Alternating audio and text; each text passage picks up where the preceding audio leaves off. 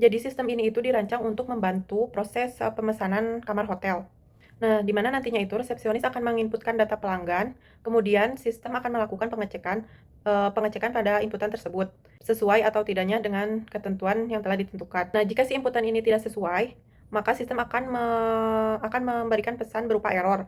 Dan jika inputannya sesuai, nantinya sistem ini akan menghitung total biaya untuk pemesanan kamarnya. Dan untuk kamarnya sendiri itu ada dua tipe. Yang pertama tipe standar dengan harga 500.000 dan yang kedua tipe deluxe dengan harga 800.000.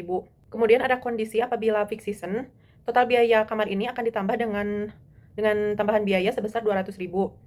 Dan juga apabila pelanggan ini merupakan member, nantinya total biaya ini akan diberi potongan sebesar 10%. Nah, setelah sistem mengecek semua kondisi ini, nantinya pada akhirnya ini sistem akan menampilkan total biaya untuk pemesanan kamarnya. Jadi nanti itu output yang diberikan oleh sistem ini itu berupa total pembayaran yang harus dibayarkan oleh pelanggan. Nah, kemudian untuk metode pengujian yang digunakan dalam kasus ini, yaitu metode pengujian berupa white box dan juga black box. White box testing dan black box testing ini nantinya akan menguji struktural dan fungsional sistem. Untuk black box sendiri, black box ini digunakan untuk menguji input dan output sistem. Sedangkan untuk white box sendiri, ini digunakan untuk menguji logika pemrograman yang ada pada sistem dengan menganalisis alur program, decision, dan juga jalur eksekusi yang ada pada source code. Di sini kita akan memulai dari sebuah source code. Nah, bahasa pemrograman yang kita gunakan merupakan bahasa pemrograman PHP. Nah, di sini diawali dengan proses input data, yaitu menginputkan data nama pelanggan, tipe kamar, jumlah hari menginap, status member, dan status petition. Setelah semua data dimasukkan atau diinputkan, sistem akan melakukan validasi terhadap nama pemesan yang memastikan panjang nama berada di antara 3-30 karakter. Selanjutnya, sistem memvalidasi jumlah hari menginap agar tidak kurang dari 0. Setelah itu, dilakukan pengecekan tipe kamar. Jika pengguna memilih tipe kamar standar, maka harga kamar sebesar 500.000. Jika pengguna memilih tipe kamar deluxe, maka harga kamar sebesar 800.000. Nah, kemudian sistem menghitung total biaya berdasarkan harga kamar dikali dengan jumlah hari. Jika pengguna merupakan member, maka sistem akan memberikan diskon sebesar 10%. Selain itu, apabila pemesanan dilakukan pada saat peak season, sistem akan menambahkan biaya sebesar 200.000. Nah, di bagian akhir, sistem menampilkan total pembayaran dengan format rupiah. Sedangkan jika terdapat input yang tidak sesuai, maka sistem akan menampilkan pesan error sesuai dengan kondisi yang terjadi. Baik, selanjutnya kita akan masuk ke tahap pengujian white box. Tahap pertama yang dilakukan adalah membuat flow graph. Flow graph digunakan untuk menggambarkan alur logika program berdasarkan percabangan dan proses yang ada pada source code. Nah, setiap node pada flow graph mempresentasikan proses atau keputusan program, sedangkan edge menunjukkan arah alur eksekusi program. Nah, melalui flow graph ini kita dapat melihat bagaimana program berjalan, mulai dari proses input, validasi data, menentukan harga, perhitungan total pembayaran, hingga menghasilkan output akhir. Flow graph sendiri juga membantu menentukan jalur pengujian yang nanti digunakan pada path testing. Langkah berikutnya adalah menghitung Silomatic Complexity, yang dimana ini untuk mengetahui tingkat kompleksitas logika program dan menentukan jumlah jalur independen yang harus diuji. Nilai Silomatic Complexity adalah sebesar 5, yang dimana terdapat juga 5 jalur independen yang harus diuji. Nah, selanjutnya berdasarkan hasil Silomatic Complexity yang diperoleh, maka terdapat 5 jalur program, yaitu jalur yang pertama menggambarkan kondisi ketika nama tidak valid sehingga program langsung menampilkan pesan error. Jalur kedua menunjukkan kondisi jumlah hari tidak valid. Jalur ketiga itu proses booking kamar standar dengan kondisi valid hingga menghasilkan total pembayaran. Nah, jalur keempat menunjukkan proses booking kamar deluxe dengan kondisi valid. Nah, sedangkan jalur kelima menggambarkan kondisi tipe kamar tidak valid sehingga sistem menghentikan proses dan menampilkan pesan kesalahan. Selanjutnya ada pada bagian test case white box. Nah, test case yang pertama itu menguji nama tidak valid dengan input nama kurang dari 3 karakter. Hasil yang diharapkan adalah sistem menampilkan pesan nama tidak valid. Test case yang kedua menguji jumlah hari bernilai negatif. Nah, sehingga sistem harus menampilkan pesan jumlah hari tidak valid. Test case yang ketiga menguji proses booking kamar standar dengan peak season aktif sehingga total pembayaran yang dihasilkan adalah 700.000. Nah, sedangkan test case yang terakhir atau yang kelima menguji tipe kamar yang tidak tersedia sehingga sistem menampilkan pesan tipe kamar yang tidak valid. Baik, saya di sini akan melanjutkan penjelasan mengenai metode pengujian black box testing pada hotel system. Yang pertama itu ada EPI atau Equivalence Partitioning. Untuk fit yang pertama itu ada nama.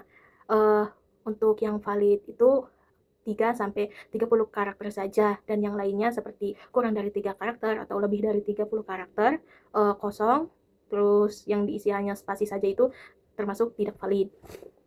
Untuk field yang kedua yaitu tipe kamar. Yang dianggap valid itu hanya standar dan deluxe saja, selain itu dianggap invalid. Untuk field yang ketiga itu adalah jumlah hari. Untuk invalidnya itu kurang dari 0, contoh datanya min 1. Untuk validnya lebih dari 0, contohnya 3 atau 0 juga dianggap valid. Dan field keempat itu ada member. Jika selain true or false itu dianggapnya invalid. Begitu juga dengan fixation. Jika selain true dan false dianggapnya invalid. Untuk teknik kedua yaitu menggunakan PVA. Untuk field yang pertama yaitu nama. Jika 3-30 karakter dianggap diterima. Jika di bawah minimum itu 2 karakter, contoh datanya itu cuma ni saja, itu dianggapnya ditolak. Begitu juga dengan di atas maksimum melebihi 30 karakter, itu akan ditolak. Dan spasi saja juga akan dianggap ditolak. Untuk field selanjutnya itu tipe kamar. Nilai minimumnya itu standar, itu akan diterima, dan nilai maksimumnya itu deluxe, dan hasilnya akan diterima. Selain itu akan ditolak. Untuk field selanjutnya itu ada jumlah hari. Jika di bawah minimum, yaitu minus 1, akan diterima. Jika melebihi minimum, yaitu 0, akan diterima juga. Dan field selanjutnya itu ada member. Member jika selain true dan false akan ditolak. Begitu juga dengan fixation. Sama dengan member jika selain true dan false itu akan ditolak.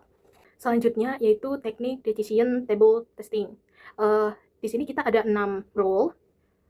Misalkan C1, C2, C3, C4, dan C5-nya itu yes semua atau yes semua, itu akan menampilkan data diterima. Jika salah satu, misalkan C2 itu T, maka akan menghasilkan tipe kamar tidak valid. Begitu juga dengan yang lainnya, kayak C5 itu bakal muncul error member. Dan selanjutnya itu ada use case testing. Di sini kita akan menguji seperti mencoba menginput semuanya, misalkan kayak nama Gita, tipe kamarnya itu standar, terus jumlah harinya itu 2, membernya itu false, fixation-nya itu false, maka akan menghasilkan tampilan bayar 1 juta karena satu harinya itu 500.000. Contoh lainnya kayak nama Rizka, terus tipenya deluxe, hari 1 membernya true, fixation-nya false, itu akan menghasilkan total bayar 720.000 karena diberikan diskon 10%.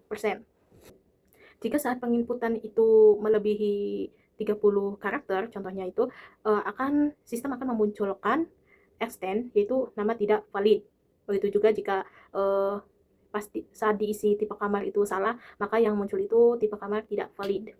Baik, saya akan menjelaskan temuan bug. Nah, bug yang kita temui itu pemesanan jumlah harinya lebih dari 0. Ketika pengguna memasukkan angka 0, maka sistem akan menganggapnya valid dan memunculkan total bayarnya itu 0 rupiah.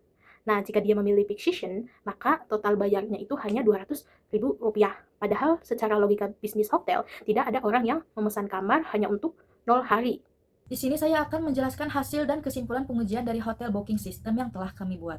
Berdasarkan hasil pengujian yang dilakukan menggunakan metode white box testing dan black box testing, sistem secara umum sudah mampu menjalankan fungsi utamanya sesuai dengan kebutuhan yang dirancang.